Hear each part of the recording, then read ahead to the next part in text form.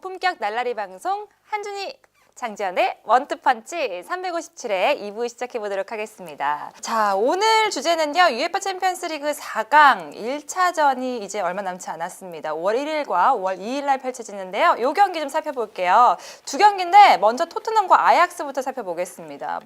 우리의 관심, 슈퍼손이 있는 토트넘 그리고 이변의 주인공 아약스의 대결인데 1차전에는 손흥민 선수가 나오지도 못하고 토트넘이 좀 전력 공백이 있는 것 같아요. 네, 일단 전력 공백부터 얘기를 안 할 수가 없죠. 다들 아시겠습니다만 해리 케인에다가 네. 슈퍼손까지. 여기에 이제 문제는 시소코 선수가 또 어려울 것 같아요. 그래서 제가 이거는 다른 방송에서도 제가 이미 얘기를 했습니다만 미드필드가 지금 아약스의 최대의 강점 부위이고 중원에서의 어떤 연계력, 어떤 점유를 가져가는 능력, 창의적인 능력 이런 게 지금 아약스 미드필드가 굉장히 좋고 또 장 의원님도 항상 강조하다시피 아약스는 또 윙포워드들조차도 가운데 쪽으로 들어오면서 플레이를 많이 하거든요. 여기에 가짜 9번인 타디치 선수가 또 내려오면서 미드필더들을 또 도와주고 있기 때문에 전체적으로 중원 능력에 있어서 아약스가 강점이 있는데 거기에 예를 들어 시소코 선수까지 못 나온다. 네. 그러면은 토트넘이 일단은 중원에서 좀 밀릴 공산이 조금 큰 경기가 일단 될 것 같고요. 아무리 토트넘이 홈이라도. 그리고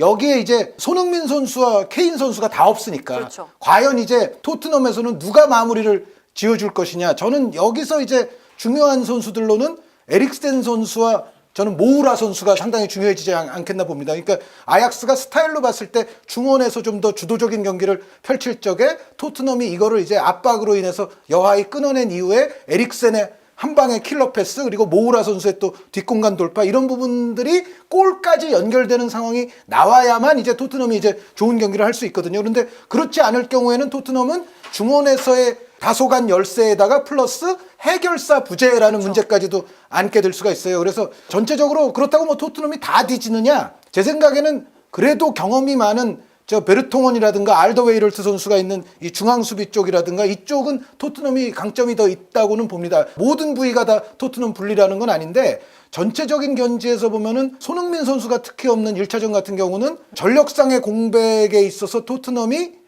일단 홈이지만 이 경기를 비기고 가면 토트넘으로서는 나쁜 거다. 결과는 아닐 것이다.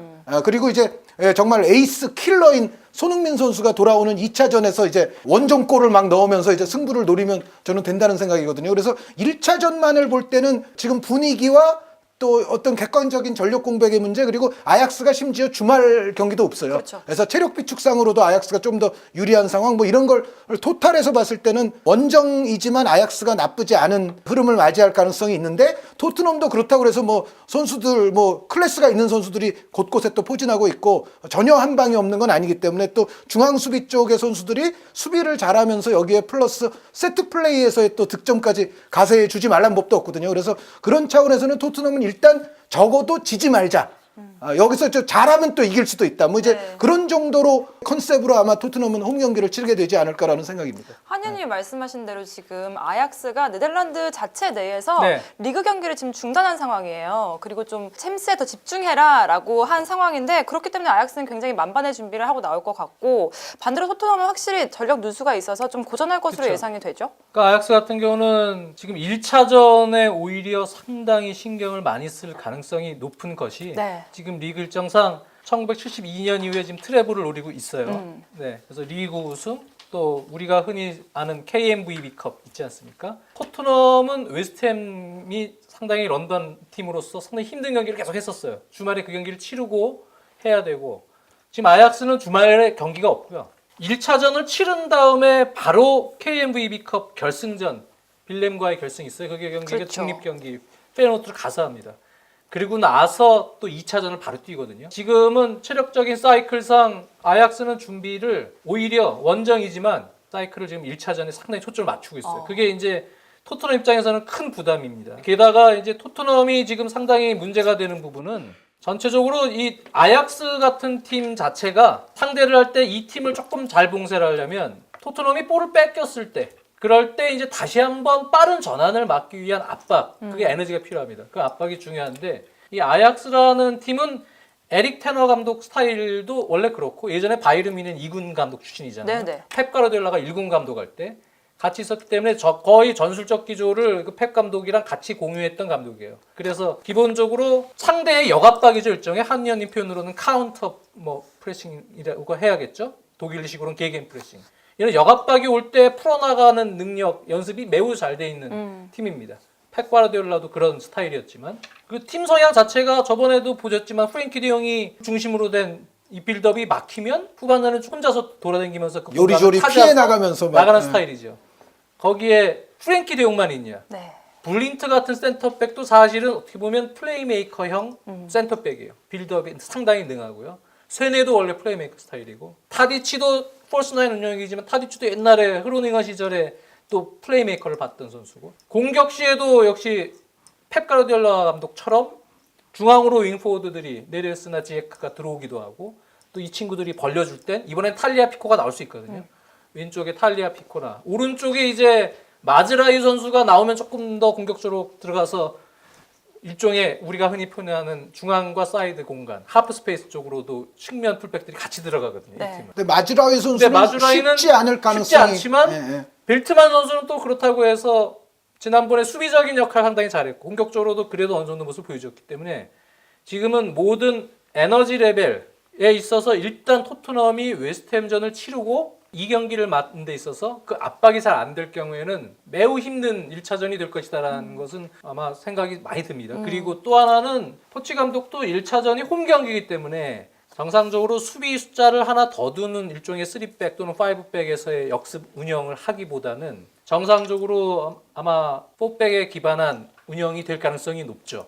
다이어도 이제 복귀를 했기 때문에. 네. 게다가 그래서- 이제 상대가 가짜 9번이니까 그렇죠. 3백까지 쓰는 거는 너무 그렇죠. 과다한 거죠. 센터백이. 과다하고 예, 예. 완야마 다이어로 하여금 아마 허리를 지키게 하고 손흥민이 못 나오지만 그냥 에릭센, 알리 모우라. 거기에 이제 요렌테 선수가 요즘에 몸이 조금 저하돼 있어요. 체력적으로도 그렇고 좀 몸이 무거운 어유 상태인데. 그래도 한 방 했잖아요. 그렇죠. 지난번 8강 2차전 때 했지만 그 이후에 지난번에 리그 경기도 그렇고 몸이 좀 무거워졌어요. 네. 주말에 웨스트햄전이 저희가 녹화 기준으로는 지금 아직 웨스트햄전을 보지 못했습니다만 얀센 선수가 들어왔기 때문에 어느 정도 요렌테의 에너지를 조금 체력 안배를 해줄 수 있느냐도 중요합니다. 근데 문제는 사실 역습을 수행할 수 있는 패턴에서는 모우라의 손흥민이 같이 있어야 사실은 역습 수행가 좋은데 지금 포체티노 감독 입장에서 손흥민이 없기 때문에 1차전에 빠른 역습을 수행하기는 어렵고. 그래도 아까 제가 그래서 에릭센 한 방, 모우라 다다다. 네. 그래도 그거 하나는 믿고 해야죠. 그렇죠. 뭐 어쩔 수 그래서 없죠. 어쨌든 점유율을 조금 더 확보해서 나가려는 운영 속에서 주도하는 흐름으로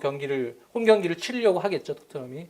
근데 확실히 이번에는 쉽지 않습니다. 주도하더라도 이 팀이 부분적인 타이트한 관계 저번에도 그림에서 저희가 보여드렸지만 압박이 좋고 끊었을 때 상대 토트넘이 강하게 무사시 소코드지가 없는데 이 선들이 과연 그렇게 압박을 성실하게 수행해서 탈압박을 저지할 수 있겠느냐. 그 부분에 대해서는 약간 현재로서는 조금 의문점도 들고요. 그렇다고 해서 상대 전환에 있어서 중요했던 역습 흐름에서도 송민 선수의 부재가 시너지 효과를 내기가 상당히 힘듭니다. 네. 그래서 이 경기는 1차전은 매우 힘든 경기가 전 될 것이라고 봐요. 아약스전. 객관적으로는 팬들이 그래도 토트넘이 우세하지 않나고 생각할 수 있지만 저는 냉정하게 얘기하면 손흥민 선수가 없는 1차전은 아약스가 더 잘할 수도 있다. 네, 아약스의 근소 유리할 수 있다. 우세예요. 근소하게 네. 우세한 상황이 될 수 있다. 이 매치업은 근소하게나마 이거는 아약스 우세로 보는 게 오히려 맞아요. 그런데 이제 여기서 말씀드리고 싶은 거는 이럴 때 이제 포체티노 감독의 또 전술적 역량이 한번 또 발휘가 돼야 되는 거죠. 그러니까 객관적인 상황은 지금 토트넘이 약간 열세다. 그러면 이거를 극복해야 되는 건 결국 전술이거든요. 제가 봤을 때는 토트넘은 최대한 맨체스터 시티와 벌였던 1차전 있잖아요. 네. 저희 알파신도 분석했던 그 1차전처럼 최대한 그래도 몰아가야 돼요. 그러니까 제가 그때 보여드린 게 그거잖아요. 가급적 맨시티를 측면으로 몰고 중원에서 그들이 마음껏 이제 플레이할 수 있는 맨시티가 잘할 수 있는 거를 최대한 방해하면서 측면으로 몰면서 롱패스를 좀 많이 시도하게 하면 예를 들어 아약스도 맨시티와 좀 유사해서 롱패스밖에는 예를 들어 옵션이 없다 그랬을 때는 타디치라든가 앞선의 공격 자원들이 그 롱패스를 등지고 처리하거나 그런 유형들이 아니기 때문에 기본적으로 결국은 맨시티를 상대할 때와 좀 유사한 요령을 잘 가져갈 수 있느냐 없느냐가 이제 체력적으로도 이제 좀 관건이 되겠지만 그게 결국 전술적으로 선수들이 잘 이행을 해서 맨시티와의 1차전처럼 최대한 몰아넣으면 이제 아약스가 이제 자기들 잘하는 걸 좀 할 수 없게끔 하는 그런 방법이 되겠죠. 그런데 이렇게 잘하더라도 토트넘에게는 좀 아쉬운 게 결국은 그날 그렇게 전술적으로 잘 맨시티를 봉쇄해 놓고 골을 손흥민 선수가 마지막으로. 넣어서 점을 찍어서 이겨버렸잖아요. 그런데 이번에는 또 손흥민 선수가 없으니까 그러니까요. 그 점을 찍을 수 있는 해결사도 조금 문제는 있거든요. 그래서 냉정하게 봤을 때 이 경기는 포체티노 감독이 전술적으로 정말 잘 꾸려서 나와서 선수들이 또 체력적으로 잘 준비된 상태에서 잘 이행을 해서 비기거나 혹은 이러다가 정말 하나 누가 넣어서 이기면 그러면 토트넘은 정말 성공적으로 이제 2차전을 향해 떠날 수 있다. 그러나 냉정하게만 보면 객관적으로는 이 경기는 아약스가 근소 우세로 봐야 된다. 거기다가 지금 아약스가 리그에서도 단독 선두로 지금 올라가 있는 상황이기 때문에 뭔가 기세가 좀 당당할 것 같은 그런 느낌도 아약스는 들거든요. 지금 팀이 매우 좋아요. 네. 네. 그래서 근데 또 지금 주전들의 어떤 부상 공백이나 이런 부분도 좀 적고 베스트 11이 딱 고정돼 있지만 딱 타이밍 맞게 지금 주말 경기 빼고 쉬고 지금 1차전 들어가기 때문에 쉽지 않죠. 그래도 토트넘 하스퍼 스타디움에 저는 그 기운이 있거든요. 최근에 홈에서의 느껴지는 기운은 분명히 이제 이 아약 선수들이 좀 압도당할 수 있는 분위기인 것만은 맞아요. 그런 상황에서는 만약 이게 아약스의 홈이었다면 1차전이 그러면 상당히 토트넘이 더욱 불안하겠죠. 엄청 힘들게 되겠지만 저는 그렇기 때문에 생각보다는 뭐 그 토트넘이 힘들겠지만 해볼 만한 경기다. 네. 1차전 결과는 중요하죠. 자, 이렇게 토트넘과 아약스의 경기 1차전 한번 분석을 해봤고요. 이제 또 바르셀로나 리버풀의 경기를 살펴볼 텐데 라리가 1위인 바르셀로나고요. EPL 2위인 리버풀의 대결이에요. 네. 이게 뭐 자존심의 대결이라고도 할 수 있지 않을까요? 이 경기도 상당히 어려울 것 같습니다. 바르셀로나는 물론 챔피언스리그 우승 노리고 있죠. 아약스도 그렇지만 바르셀로나도 세 번째 트래블 지금 노리고 있습니다. 2009년, 2015년 이후인데 준비는 지금 상당히 발베르데 감독이 이래도 팬들의 한 달 전 우려와는 다르게 최근에는 조금 로테이션을 시켜주고 있어요. 지난 알라베스 원정에서도 라키티치는 아예 빼줬더라고요. 라인업에서 보니까. 그리고 메시, 알바, 뭐 아르투르, 랑글레 선수 이런 선수들 이제 선발 라인업에서 빼면서 부분적으로 로테이션을 들어갔고 바르셀로나 리그에서 지금 승점도 여유가 있어요. 그렇죠. 9점 정도 그래서 차이가 납니다. 거의 우승이죠. 지금까지 95% 이상 1점만 따면 돼요. 네, 1점만 따면 끝나요. 그러니까 저희가 이미 녹화할 때 우승이 확정될 수도 있고 리버풀 같은 경우도 물론 리그 경쟁 중요한데요. 지금 분위기는 이렇게 보니까 일단 챔피언스 리그 쪽에 지금 상황은 조금 집중하는 것 같아요. 주말 경기가 저희가 녹화 기준으로는 보지 못했지만 허더스필드전입니다. 네, 그 경기도 리버풀이 허리 라인, 공격 라인 한 명 정도 아마 로테이션 부분적 로테이션을 가동하면서 조금 주전 선수 중에 이제 체력 관리가 필요한 선수들 지금 바르셀로나 원정 맞춰서 돌릴 것 같아요. 그러면서 지금 일정도 조금 여유를 갖고 지금 그 부분에 대해서 준비를 하는 상황이고요. 그리고 전체적으로는 두 감독이 다 예전에 이 클롭의 막 개개인 프레싱이 막 역동적일 때 그때 스타일이나 예전 바르셀로나 발베르데 감독 전의 스타일이나 그 상황과는 조금 다른 부분이 있습니다. 리버풀의 클롭 감독도 예전처럼 그렇게 왕성하게 강하게 개개인 프레싱 압박을 하진 않는 성향이죠. 네. 조금 실리적인 운영을 하면서 그 이유는 예전에는 뒤가 불안하니까 키퍼, 센터백 그러니까 앞에서 다 그냥 해결하려고 했단 말이죠. 근데 지금은 선수들을 이렇게 뛰는 걸 보면 여유가 있어요. 90분 동안 그래도 뒤 반다이크 센터백 라인하고 알리송이 든든하게 있다라는 선수들이 약간 심리적 안정감? 그러다 보니까 뭐 0대0 상황이 되던 아니면은 먼저 의외로 선제골을 먹던 간에 선수들이 동요하는 부분이 별로 없고 네. 요즘은 자신들의 어떤 밸런스를 그대로 유지를 하면서 플레이하는 게 변화된 리버풀입니다. 예전에는 그런 상황이면 굉장히 급해졌죠. 그쵸. 팀 전체가. 그 얘기는 신뢰가 있다는 얘기예요. 뒤쪽에. 수비 라인과 센터백 라인에 신뢰가 있다 보니까 앞쪽에서도 여유를 찾고 90분 동안 결국은 자신들의 플레이로 골을 만들어내려는 노력. 이게 성공이 되고 있는 최근 흐름이에요. 최근에 더 그런 것 같습니다. 그런 부분 때문이라도 생각보다는 이 경기는 바르셀로나도 상당히 시속 게임 속에서 힘든 운영이 될 것이다. 클롭 감독도 메시를 중심으로 해서 바르셀로나의 베스트 라인업은 거의 정해지지 않았어요. 뭐 한두 자리 누구냐 빼고는 우스방 델레냐 뭐 이런 왼쪽 윙포드 정도 약간의 아니면 오른쪽 측면 수비가 뭐 세메두냐 세르지냐 뭐. 그 정도를 빼면 거의 뭐 나오는 선수가 정해져 있기 때문에 전술적 스타일도 지금 다 드러나 있고 아마 클롭 감독도 핵심적인 라인 쪽에 대한 대비를 하고 그 정도의 포지셔닝 변화 속에서 자신들의 플레이를 계속 유지하기 위한 운영이 되겠죠. 물론 바르셀로나도 예전처럼 공격 점유율을 완전히 갖고 역습을 당할 때 막 그렇게 수비 숫자가 막 진짜 막 없고 막 뒷공간 그냥 막 뚫리고 그런 건 아니에요. 발비르데 감독도 어느 정도는 밸런스를 유지하는 스타일로 완전히 바르셀로나를 만들어놨기 때문에 양 팀 모두 예전 같으면 막 진짜 난타전처럼 될 가능성도 있는 성향이었는데 네. 지금은 좀 달라졌다. 두 팀 모두 아마 공수 밸런스가 그래도 유지된 그러한 정상적인 운영 속에서 결국은 이제 1차전은 결정력 차이가 되겠죠. 또 분위기를 어느 팀이 먼저 가져오느냐. 저는 상당히 팽팽한 결과가 될 거라고 봅니다. 치열한 경기가 될 것이다. 네. 그러니까 이건 승부 예측 아니니까 그냥 팽팽한 정도로 정리합시다. 네. 저도 더 이상 그렇게 나가지 말할게요. 말고. 위원님은 어떻게 네. 좀 보고 계세요? 일단 장 의원님 말씀에 동감하는 게 첫 번째가 뭐냐면 전 세계에서 챔피언스 리그 우승보다 리그 우승의 값어치를 더 쳐줄 수 있는 클럽이 단 하나 있다면 리버풀일 것이다. 그러니까 다른 모든 팀들은 못하면 그만이지. 챔피언스 리그가 더 화려하고 더 큰 트로피 아닙니까? 요즘 시대에서는. 그래서 모두가 챔피언스 리그에 집중을 하는데 리버풀만큼은 리그 우승 값어치를 그 이상으로 볼 수도 있다. 워낙에 리그 우승에 목말라 있으니까 이제. 그런데 제가 며칠 전에 국군 장병들한테 강연을 했는데 네. 질문을 하시더라고요. 질문 있습니다. 네. 리버풀이 어떤 대회를 우승해야 되느냐라는 질문을 받았는데 제가 그랬어요.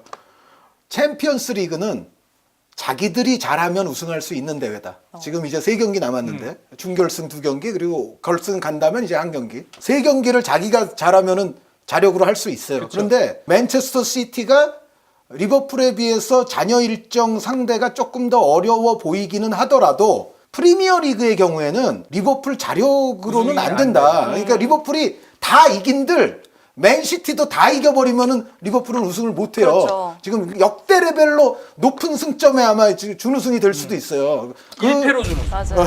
그래서 정말 엽기적인 준우승이 될 네. 수가 있죠. 지금 그런데 그런 가치적인 분류에서 이렇게 나눠줬을 때는 내가 잘하면 될 수 있어 쪽에 오히려 올인하는 게 나을 수도 있어요. 그러니까 리그 우승은 소중하긴 하지만 어쨌든 리버풀은 지금은 리그도 물론 소중하지만 챔피언스 리그에 집중해야 될 때라는 생각이고요. 그리고 이 경기는 기본적으로는 이제 리버풀이 예전만큼 그렇게 성급하지 않고 지금은 이제 수비 안정감 속에서 경기를 하는 게 맞습니다만 그럼에도 불구하고 두 팀의 스타일을 봤을 때 리버풀이 그래도 바르셀로나보다 우위에 또 서야만 하는 대목은 역시 역동성과 에너지 레벨입니다. 바르셀로나의 올 시즌은 사실 냉정한 관점에서 봤을 때 한 10서너 명의 클래스가 바르셀로나가 올 시즌 유럽 전체를 통틀어서도 정말 높은 수준이다. 비달 선수가 벤치에 있고 요즘 못한다고는 그래도 쿠티뉴도 벤치로 갈 수도 있는 팀 아니에요? 덴벨레가 나오면. 그리고 올 시즌은 거의 버린 탕화 같은 취급을 받지만 움티티 같은 선수도 벤치예요. 그리고 세메두와 세르지 중에 또 한 명은 벤치로 가잖아요. 그러니까 전체적으로 보면 바르셀로나가 올 시즌 제가 계속 강조하는 5대 9세력 중에서 이제 다 무너졌어요. 레알, 바이에른 뮌헨, 5대 9세력. 유벤투스, 아틀레티코 다 무너졌는데 5대 9세력 중에서 유일하게 하나 남아있잖아요. 지금. 그런데 이 남아있는 원동력은 역시 예전보다는 좀 느려졌고 예전만큼 압박을 잘하지도 않고 예전보다는 수비가 조금 불안해도 전체적인 팀의 선수들의 평균 기본기, 클래스 이런 퀄리티 이거는 바르셀로나가 여전히 굉장히 높음을 그렇죠. 유지하고 있기 때문에 9세력 중에서 살아남은 세력이 된 거예요. 근데 상대적으로 리버풀은 아무리 스타일이 클롭 감독이 예전처럼 헤비메탈적이지 않아도 그래도 바르셀로나보다는 제가 봤을 때는 다이나믹함이라든가 그래도 에너지 레벨 면에서는 우위가 있다고 보거든요. 그러니까 결국은 이 대결은 퀄리티와 클래스가 10분 발현되면 바르셀로나가 유리할 것이요. 근데 여기서 이게 10분 발현되지 않고 다이나믹함과 에너지 레벨 쪽에 우위가 있는 리버풀의 특성이 잘 먹혀 들어가면 이제 바르셀로나는 휘청휘청 흔들흔들 수비 불안 막 이렇게 하다가 맨유는 그 상황에서 골을 못 터뜨렸지만 저는 그 외 맨유가 한 7분 동안 우세했던 상황이 네. 있었잖아요. 그러니까 맨유가 7분 이기고 83분을 밀렸는데 근데 맨유는 그 우세했던 7분 동안 골을 못 넣었어요. 근데 리버풀은 제가 봤을 때는 그 정도 바르셀로나가 수비적으로 흔들리는 상황만 조금 만들어주면 리버풀은 것이다. 그래도 넣을 수 있어요. 마누라 라인도 있고 그 뒤쪽에 있는 선수들도 맨유보다는 지금 저는 결정력이 있는 선수들이고 더 수준이 있다고 보기 때문에 맨유 얘기는 죄송합니다. 그래서 이거는 결국은 자기가 갖고 있는 그 무기 최대의 장점 이거를 어느 쪽이 더 잘 살리느냐에 따라서 달라질 것이다. 승부가 확 기울 수도 있어요. 예전에 바이에른 뮌헨이 바르셀로나에게 한번 망신 주면서 네. 이긴 적이 있는데 이제 그런 식으로 그때도 그런데 경기 들어가기 전에는 바르셀로나가 바이에른 뮌헨한테 설마 그렇게 무너져라고까지는 생각 안 했죠. 그러니까 바이에른 뮌헨이 더 역동적이고 빠른 팀이고 바르셀로나는 그래도 여전히 또 실력을 갖고 있다고 생각했기 때문에 그런데 이제 이게 한쪽의 장점이 묻혀버리고 한쪽의 장점이 극단적으로 살아나면 그런 결과가 확 기울 수 나와요. 있다. 그런 강팀들끼리도. 바르셀로나 리버풀전도 저는 그래요. 그러니까 어느 쪽의 장점이 상대 장점을 묻으면서 살아날 거냐. 그거에 따라서는 이 경기는 이 매치업은 예측하기는 어렵지만 한쪽으로 확 가버릴 수도 있다. 바르셀로나도 클래스들이 다 있어요. 어느 날은 야 부스케츠는 이제는 좀 완전히 폼이 정상이 아니다. 이렇게 좀 밀릴 때도 있고 대신 베테랑 또 피케가 엄청 잘할 때 있고 메시가 그냥 조금 일주일 쉬면 진짜 날아다닌다 그런 말처럼 그냥 메시가 해주는 날이 있고 아르투가 왕성하게 뛰면서 완전 중원에서 부스케츠가 안 될 때 또 해주는 게 있고 근데 리버풀도 비슷해요. 최근의 흐름들을 보면 지금 10경기인가요? 거의 한 가까이 계속 지금 2골 이상 넣고 있는데 리버풀이요. 항상 패턴이 있어요. 마누라 라인 중에 누가 2명이 조금 부진하면 한 명이 터지든 잘해주고. 이쪽에 또 다른 2명이 부진하면 또 다른 쪽 한 명이 마네가 터지든 피르미누가 터지든 살라가 또 그날 내용이 좋든 돌아가면서 이렇게 교대로 폼들이 터져요. 그 팀은. 물론 바르셀로나처럼 이렇게 클래스 있는 선수들이 그날 해주면 그냥 경기 끝나버리고 이런 네네네. 거하고 느낌이 조금 다르지만 팀 전체 베스트 11이 측면 수비도 그렇고요. 센터백 반다이크도 그렇고 누가 안 된 날은 누가 터져요. 사실 그런 게 지금 계속 이어지니까 골도 지금 멀티골을 계속 넣고 있고 그리고 계속 승률을 그렇죠. 올리고 있는 거거든요. 분위기 싸움이에요. 그러니까 이 경기는 상당히 이제 어떻게 예측하기가 좀 힘들 것이다. 라고 좀 보는 게 어떤 식으로 누가 터지고 어떤 분위기가 될지는 사실 종잡을 수는 없겠어요. 근데 정말 종잡을 수 없어요. 없는데 깜누기 때문에 항상 깜누에서는 그래도 생각했던 것 이상으로 바르셀로나가 자신들 색깔을 잘 보여준 장소예요. 그러니까 바르셀로나가 좀 유리한 거라고 저는 생각이 들지만 쉽진 않다. 네. 그러니까 이 경기는 결국은 장 의원님 말씀에 정답이 있는데요. 뭐냐면 메시 대 반다이크의 대결이라는 표제가 적합하기는 합니다만 결국에는 그러니까 메시 이외의 선수 동료들 가운데 몇 명이 잘할 그날 것이냐? 당일 컨디션이 좋으냐. 반다이크의 동료들 가운데 과연 몇 명이 그날 당일 컨디션이 좋으냐. 그러니까 장 의원님 말씀대로 이 선수가 좀 안 되는 날은 이 선수가 그래도 해결해주고 이제 결국은 바르셀로나도 그렇고 리버풀도 그렇다면 결국은 누구가 얼만큼 좋을 거냐 양쪽에서. 그게 결국은 이 두 팀의 대결에는 달려 있습니다. 어쨌든 이렇게 1차전 프리뷰를 해봤어요. 근데 위원님들 얘기를 들어보니까 빨리 수요일, 목요일이 됐으면 좋겠다는 생각이 듭니다. 어떤 팀이 얼마나 터질지 정말 모르는 이 두 경기를 한번 살펴봤습니다. 얘기를 나누다 보니까 벌써 또 이제 마무리 지을 시간이 돌아왔는데요. 이거 꼭 여러분들께 드려야 되는 말씀이 또 하나가 있어요. 이제 아시죠?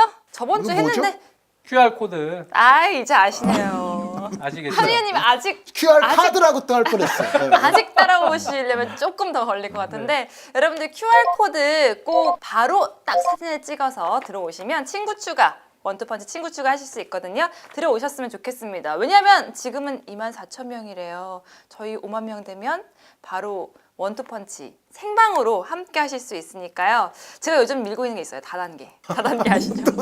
한 분이 들어오시고 그 다음 예전에 친구가 들어오시고 부모님이 다 무슨 그런 말씀을 관심이 많으신 거 아니에요? 다단계 되게 아니, 무슨- 관심이 많으신 전 다단계랑 무관합니다. 네. 하지만 원투펀치 친구 추가는 다단계로 해서 많이 네. 많이 들어오셨으면 좋겠네요. 저 질문 있습니다. 네. 지금 24,000이라고 그랬는데 처음에는 얼마였죠? 그걸 저한테 2만이래요. 2만. 아. 네. 정순주 아나운서 들어오면서 4천의 증가분이 있어요. 그러니까 이거는 여러분들- 나쁜 실적은 아닌 것 같아서 제가. 아닙니다. 전 4천으로 절대 만족할 수 없습니다. 여러분들 많이 들어와 주시기를 바랄게요. 저희 357회 마무리 짓도록 할게요. 정순주가 10회 연속 올킬하는 그날까지 한준희 장지연의 원투펀치는 계속됩니다. 감사합니다.